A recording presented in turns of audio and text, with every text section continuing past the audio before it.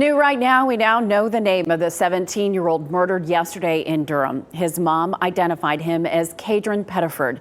WRL's Durham reporter Sarah Kruger is live from police headquarters with numbers on the troubling trend of young victims. Sarah.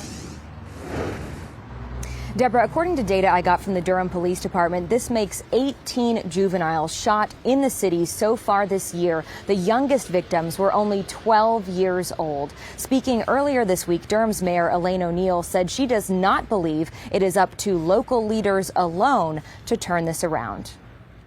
Cadron Pettiford is the latest victim of gun violence in Durham. By phone, his mom told me she was too torn up to speak about his death.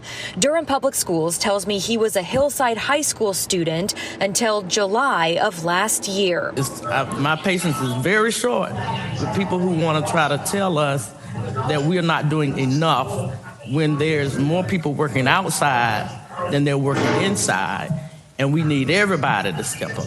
Speaking earlier this week at a joint city-county meeting addressing the topic of youth violence, Durham Mayor Elaine O'Neill said people need to stop expecting the city alone to solve the problem. This is when I push back on people who are saying you're not doing enough. Then I have to look at them and say, well, what are you doing? Do you agree with Mayor O'Neill's assessment that there's only so much that local government can do?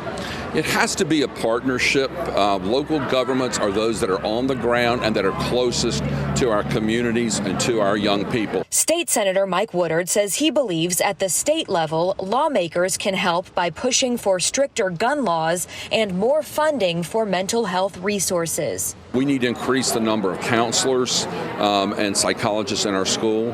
That number has dwindled over the last decade. We need to beef that back up with our funding. And I did see Mayor Elaine O'Neill at an event today, and I went up to her and I asked her if she could expand on what she said in that joint city-county meeting. She told me she was not available to do so today. Durham police have not announced any arrests or motives in Pettiford's killing. This makes 15 homicides in the city so far this year. Deborah. It's a difficult number to share. Sarah Kruger reporting live in Durham. Thank you, Sarah.